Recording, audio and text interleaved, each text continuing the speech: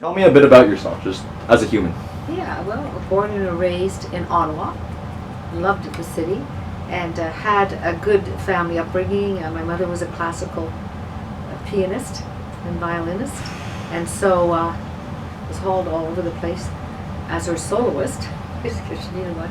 And so the family, my dad was banjo and everything, lots of music, and he never did grow up. He just had fun adventures all the time, so we'd follow him with that. And yeah, so then I got married at 19, so we moved around Ontario a bit and then out west. And so, but we have 3 children and 10 grandchildren.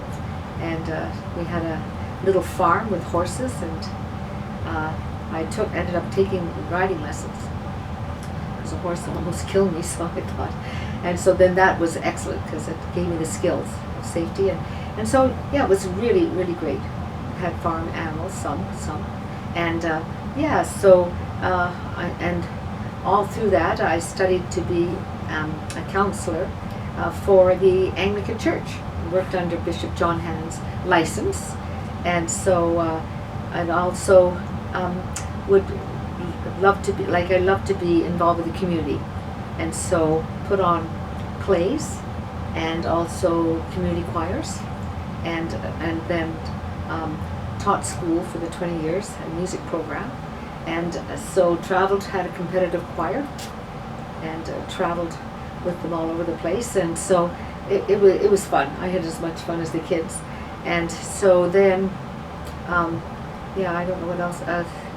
I play guitar and sing, and I paint, so-called artist, and also I'm an author, writing a couple of books, and I like cooking. I like all things with the family and the get-togethers, and I've always loved camping and that sort of thing. So I don't know what else I've done. Oh, we fostered.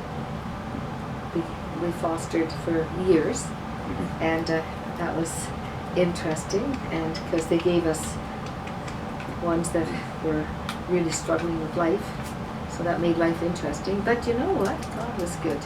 And yeah, one's an excellent mother now, so homeschooled, because they could stand on a line without beating everybody up. But yeah, so learned lots of skills with that, because lots of variety in my life, and dealing with a lot of people, and still supporting our kids and hockey and all sorts of stuff they were involved in. And so, yeah, it was great. But up in Mackenzie, you had to make your own entertainment. So it's good to play tricks on people sometimes. But yeah, big, long winters, cold. Yeah, so I've learned a lot. I love to learn.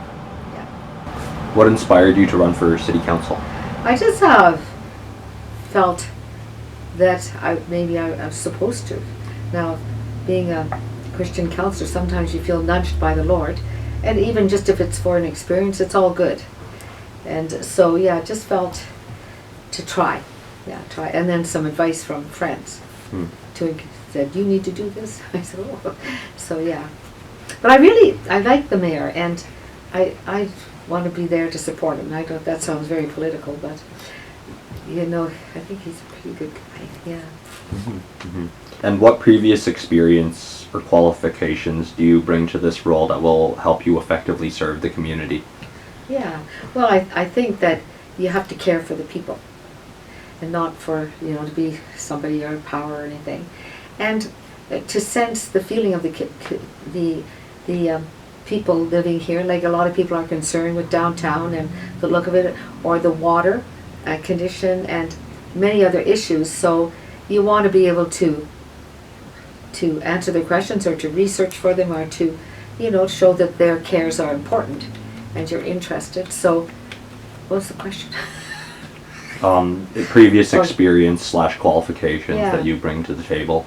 Well, I've run a lot of things, and exercise groups and Tuesday morning groups and plays, as I said, plays, and I've run music through the schools for years, and I had to use my own imagination and travel with. So I think that I've got a lot of creativity and sort of blind innocence that we just step out and do it.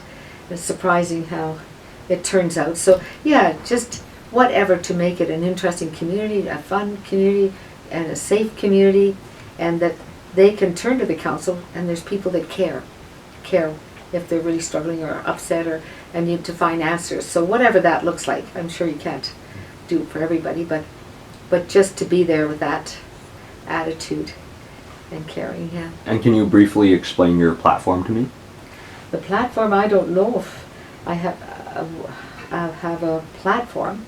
I think it's to get in there and learn and to take what comes before you. So one of them was the water, because we have an underground lake here, and another one was the downtown area, just to see if we can do incentives and do creative things, like if people are going to look after their places down there, maybe they can have a tax break, or maybe if they're not looking after, especially historical sites. Oh, I want to look into the if there's a historical group here, I don't know, and so that they can be fined for not keeping up the place, like if it's really looking like a dump. Just making the town a good place to live and clean and effective, yeah, and listening to the issues of the people and just see what they're worried about, yeah. And in your opinion, what are some key issues the community has to address? Yeah, just I should be by this. I think that I feel bad when an historical place is left to go to the dump, like the Coldwater, and I don't, the Coldwater Hotel is rotting, and it's been there like over a century, a good century, or so I just think that to encourage that we respect the history of, so that'd be the history of the place and the history of the people that have lived here and built this, and to be a tourist attraction, that it encourages tourists to view narrative, view some of the stuff. But yeah, so I think to provide incentives for things that are really important, and maybe tax breaks, and that can be historical buildings, it can be whatever. So, but to clean up the downtown and to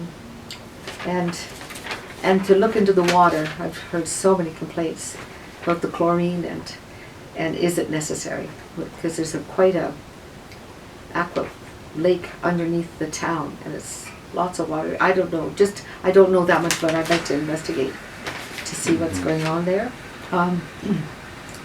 So it's just to the what was said, let's make Merritt great again. So to see what that means, what to make and how we can provide. I think too that when people want to talk to a business person, and if they keep the place up, repaint and all that, their taxes go up. And I think that's something to look at, because that's not much of an incentive, right? So, yeah, to communicate with the Aboriginals and for economic development on some of the reserves, that they profit, we profit, like building a new sewer plant or pumping place or whatever, so that they benefit and we benefit, because there's lots of land there. Yeah. Oh, and I talked to some people. They're still not back in their house from the flood, so I don't know if there's still grant money or why is that happening. Do counselors need to be provided for the trauma that they've gone through and whatever? And where's the funding with that? I'd like to just know about that. Yeah, because not back in their houses yet. That's really sad. Yeah. And in your opinion, what are some key issues you've identified with how the city has been run by both current and previous councils? Well, I know during the flood time, but the parks were let go. Now since the new mayor's come in too, they're more spiffy. But it was a fire hazard. The grass was way up, and someone threw a match in there. It was just very dangerous. So. I don't know, like, we've been here 4 years, and not like I'm a long-time resident. I just have a lot to learn still, and want to keep learning, but yeah, I just think, I don't know what their agenda was to start rebuilding the main road there, coming Vote Street, and right through winter, because it's a traffic jam for people going to work. Like, I don't know why they started so late in the winter or the fall. I don't know. That's what you just. And I feel sad there's 5G towers. And I feel sad there's so many chemtrails going over. Apparently, there's 100 flights that leave from the airport here a day. Did you know that? I did not know that. Yeah, and so what's our right with the chemtrails? Because there's lots of research that's not good, and a lot of people say there's no problem with them, but it's good to just get the information, right? Mm-hmm. And maybe we can legislate Mm-hmm. something there with the chemtrails. Yeah,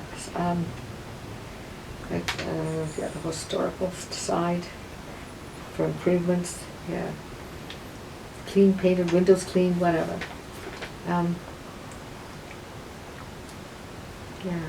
Yeah, so it was just like people still struggling from the flood Mm-hmm. and that type of thing. Does that sound like it covers enough? A little bit. If you say so. You're so funny. You mentioned last night at the Q&A forum water, flood recovery, trauma counseling, and incentives for business and the town to be active. Yeah. What strategies do you have to address those issues if elected? Well, you have to be, like, you can't just have a big opinion and think that you can speak for the businesses that are struggling. I think incentives. Money speaks. Mm-hmm. Incentives. And it's very respectful to them too, and encouraging. So you'd have to look at what kind of incentives and what their place, you know, how bad is it or good, and give them, you know, pride, and because it takes something to set up a business, entrepreneurs to step out.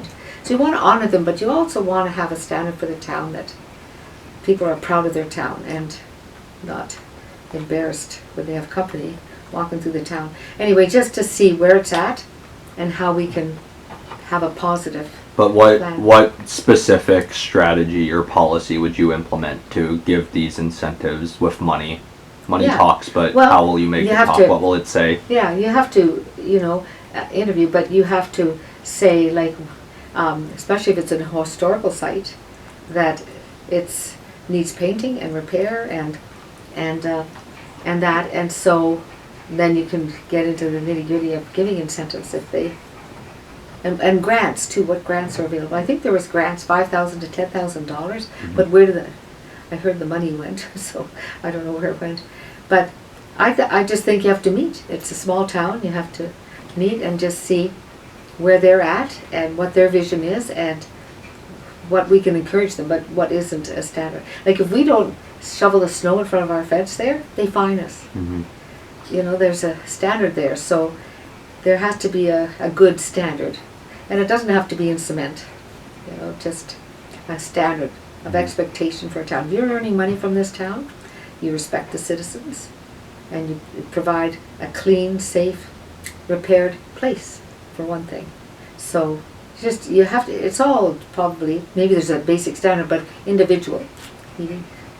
So you just have to get involved, roll up your sleeves and find out what the where the businesses are and where the people are at.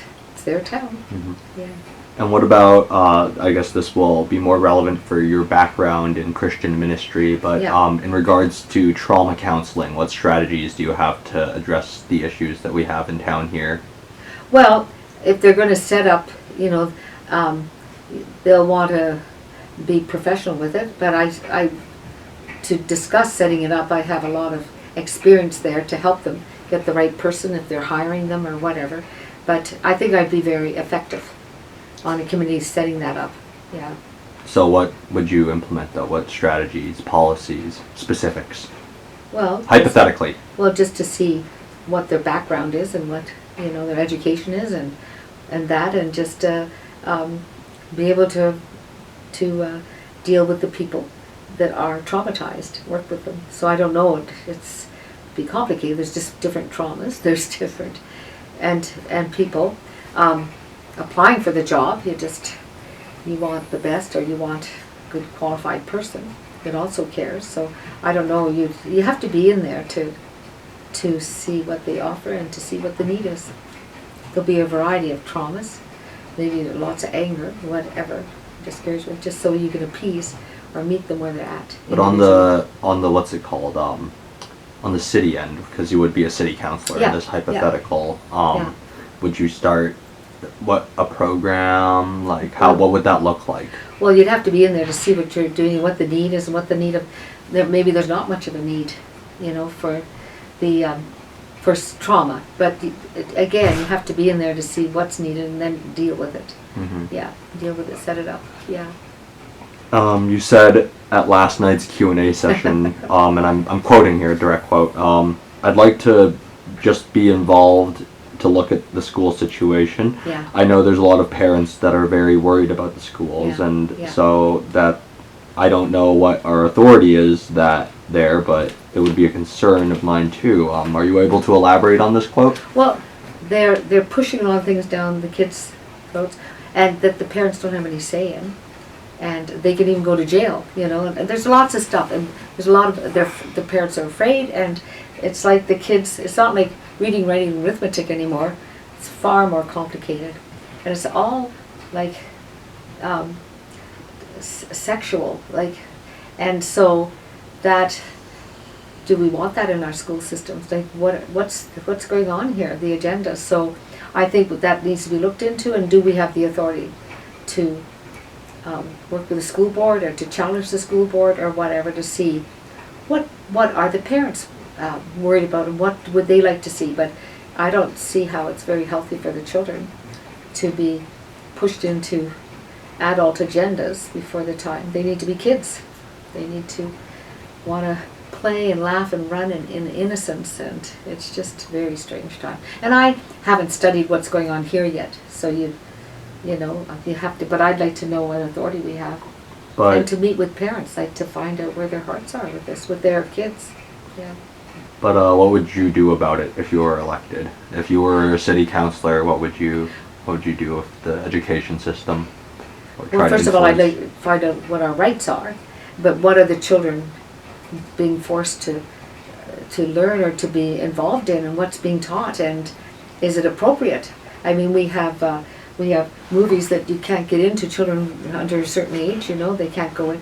We have to protect the children and protect families, and what it does is it causes a chaos, and it destroys the family. The families keep this country going.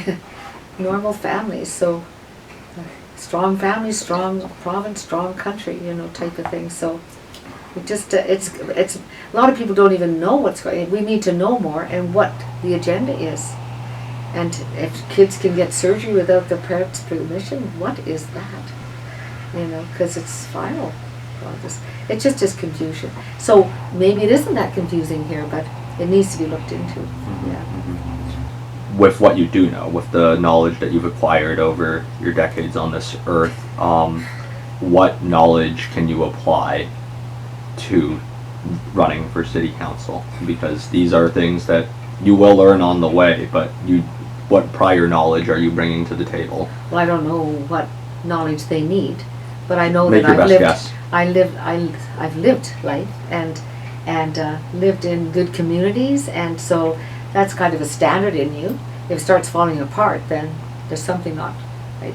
And so I just think that you want a safe community. You want it well run. You want to encourage businesses and whatever. So I don't know Merritt's full needs yet. So whatever. But I've lived in really good communities, and so that's a standard that you like to take with you, and worked for really good schools too. And so that's another standard. What do you think? And I think there needs to be respect. Like stealing, killing, putting fentanyl in the schools, hello? Like there needs to be respect. Mm-hmm. and of the citizens and of us. And so when you have the respect, you can get things done and improved or kept stable or whatever.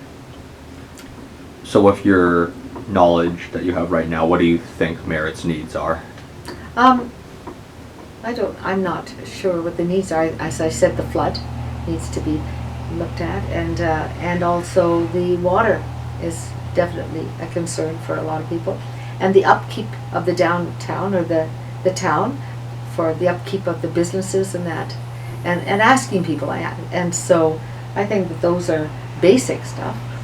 and but people are good, you know, basically good. So it's good to hear the good people, what they are sensing or seeing.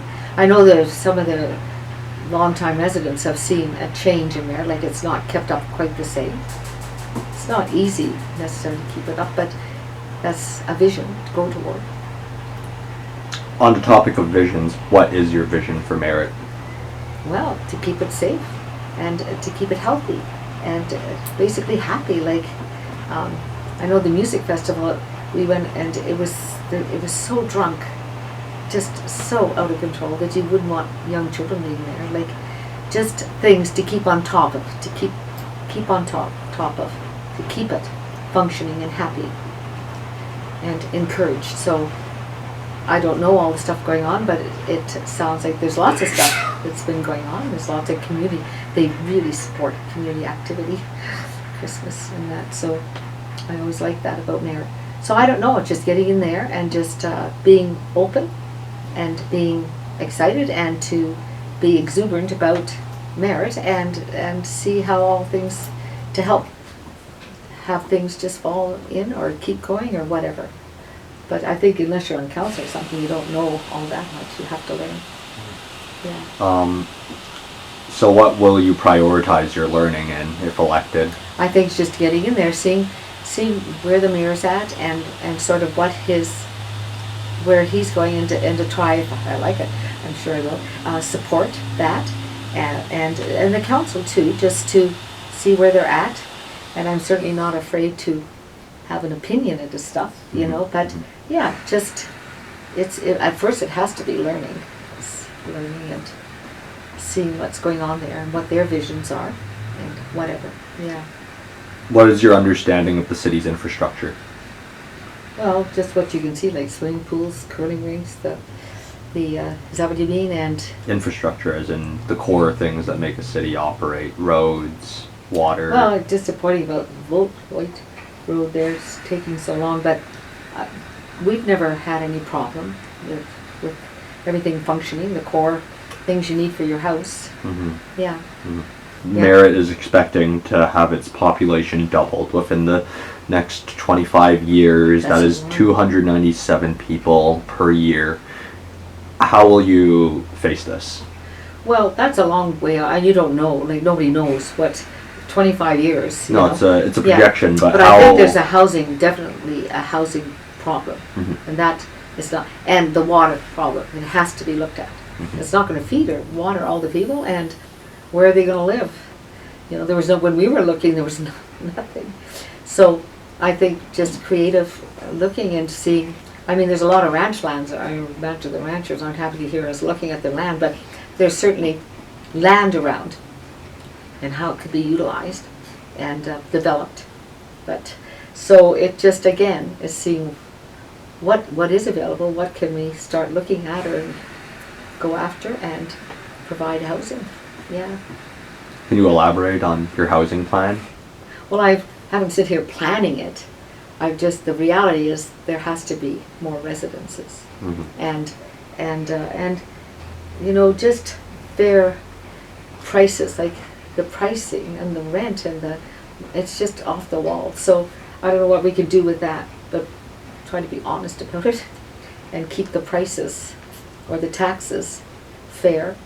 And so, but it all goes hand in hand. If you don't have the water, where are you gonna build the houses? More drain on what's already here, and they're already cutting back. So I don't know the details of that. I'd be interested to find out how they look at the water and the restrictions and all. People should be able to grow flowers, to water a garden, you know, type of thing. That's found. I think it's just projecting on to keep it a place where families can live and be safe, and do simple things like grow gardens and join skating or hockey, and to try to be fair.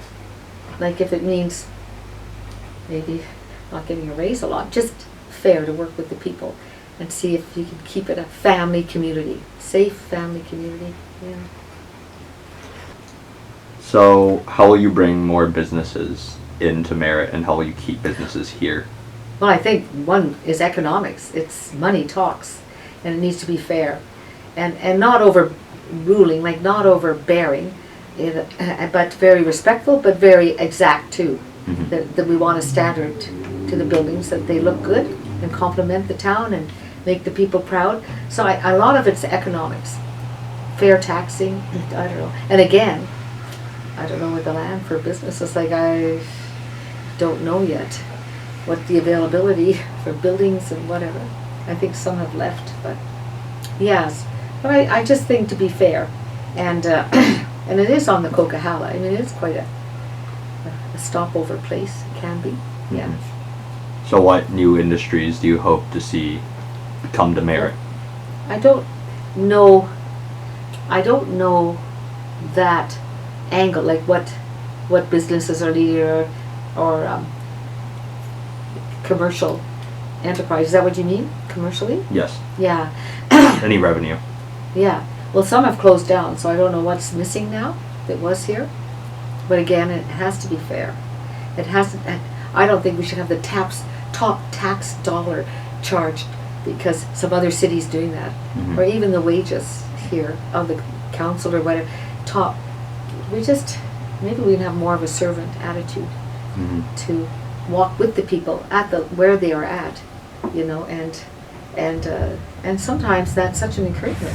That's a reputation that they care enough that they aren't gouging the people.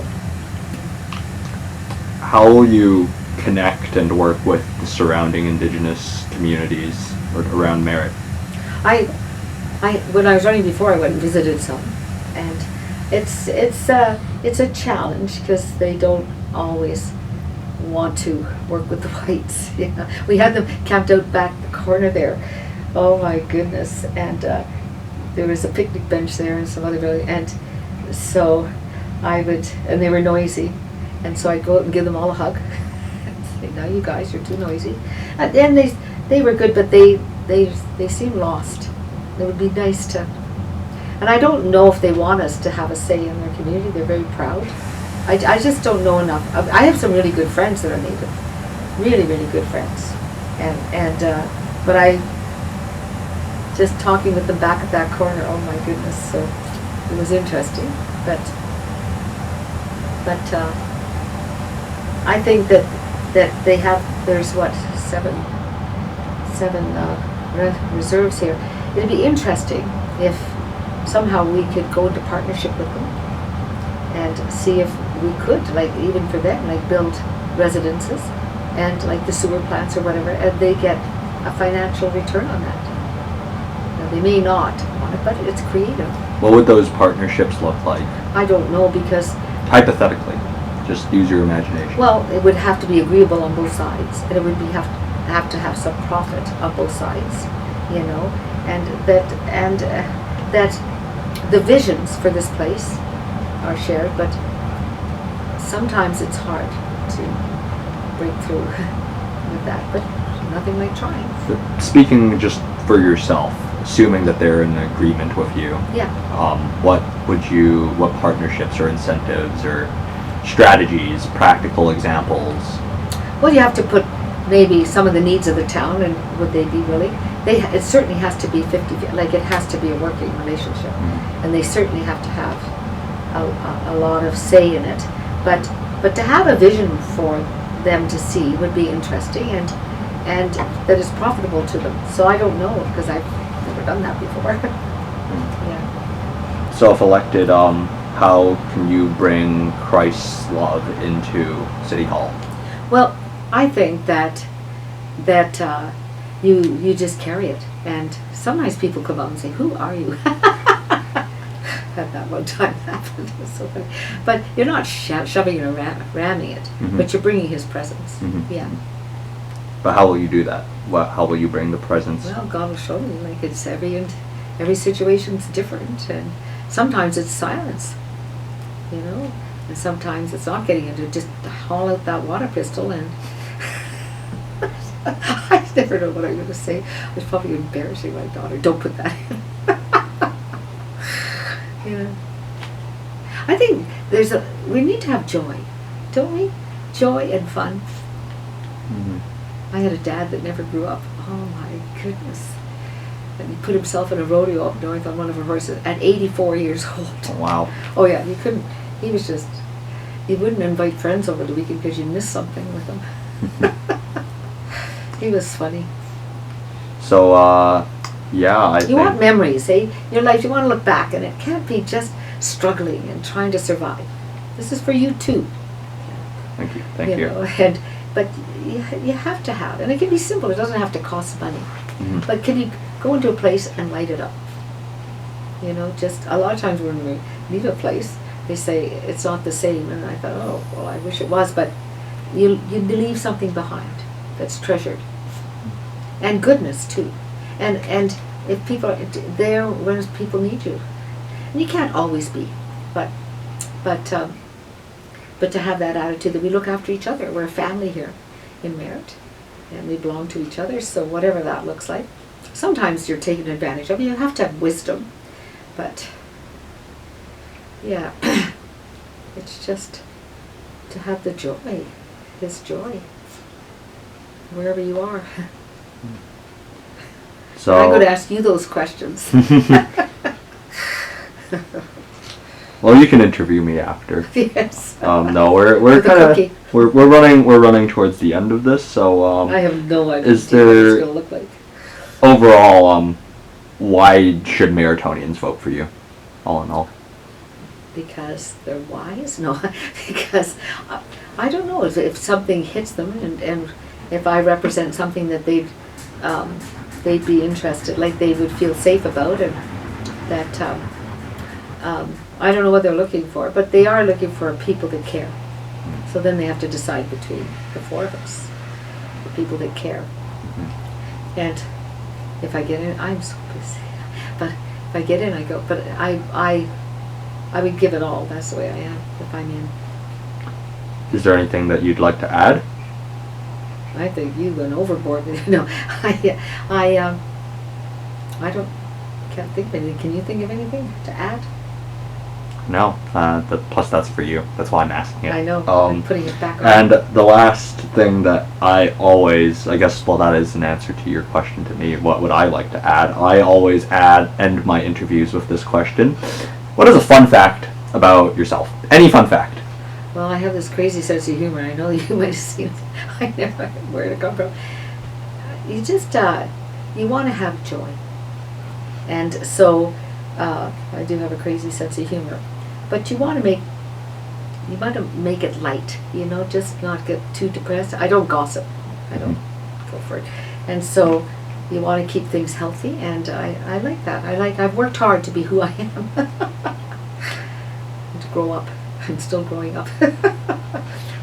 but to be a person that people like to be around and feel bad, vice versa. But you want to see the best in people, eh? To encourage that.